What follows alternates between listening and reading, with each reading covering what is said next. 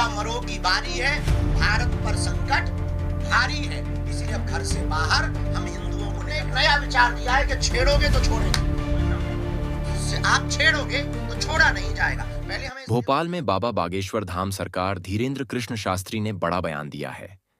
धीरेन्द्र कृष्ण शास्त्री ने कहा है कि देश में कट्टर हिंदुओं की कमी है, हमें इस देश में कट्टर हिंदू बनाना है। मीडिया से बात करते हुए बाबा बागेश्वर ने कहा कि देश में कट्टर हिंदुओं की कमी है, हमने नया विचार दिया है, छेड़ेंगे तो छोड़ेंगे नहीं। 21 नवंबर से हिंदुओं को जगाने के लिए पदयात्रा करेंगे। इसके बाद जितने हिंदू मंदिर हैं वो तो अपने हैं ही, हम बागेश्वर धाम से ओरछा तक पदयात्रा करेंगे।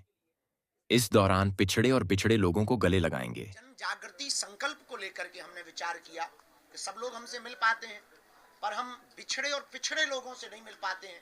इस देश में कोई भी लड़ाई होती है तो या तो ये ब्राह्मणों से होती है, या क्षत्रियों से होती है, या वैश्यों से होती है, या शुद्ध वर्ण से होती है। कोई भी हिंदुस्तानी से नहीं होती।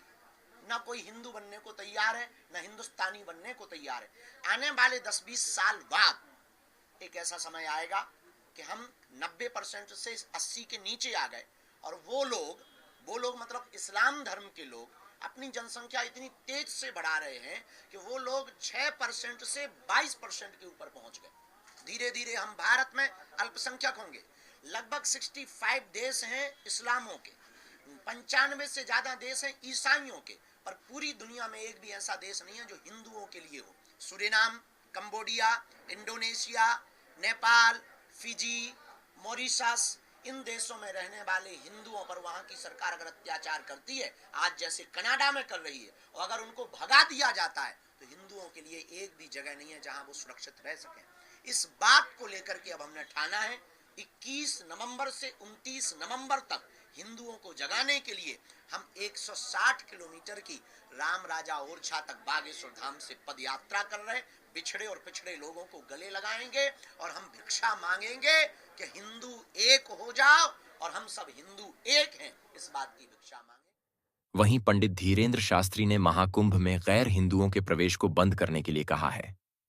उन्होंने कहा कि जिन्हें सनातन संस्कृति के बारे में पता हो, पूजा पाठ और सामग्री की शुद्धता के बारे में पता हो, उन्हें ही यह कार्य दिया जाना चाहिए। हमने ये कहा, मेरे अंगने में तुम्हारा क्या काम भाई? मक्का मदीना में हमें नहीं बुलाया जाता। आप इतने ही उदारवादी गंगा जमुनी क्यों? मक्का मदीना में हमारी दुकान लगा दो, हम भी गरीब ही हैं भैया। आप इतने भारत में हिंदू गरीब हैं, आपकी मजारों के सामने हम लोगों की दुकानें नहीं लगती, तो मेरे अंगने में तुम्हारा क्या काम? आपको त्रिवेणी का ज्ञान नहीं, संगम का ज्ञान नहीं, संतों के मान का पता नहीं, कथा का आपको पता नहीं, संतों की महिमा का पता नहीं, खालसा क्या होते हैं, पंथ क्या होते हैं, इसके बारे में आपको पता नहीं, तो आप वहां जाकर के करोगे क्या? धंधा करके मूत्र कांड करोगे, थूक कांड करोगे? इससे बेहतरीन ये, मेरे अंगने में तुम्हारा क्या काम? हम तुम्हारी मस्जिदों में नहीं घुसते, तुम हमारे यहाँ, और हमारे हिंदू तुम्हारी मस्जिदों में घुसे जूते मारो।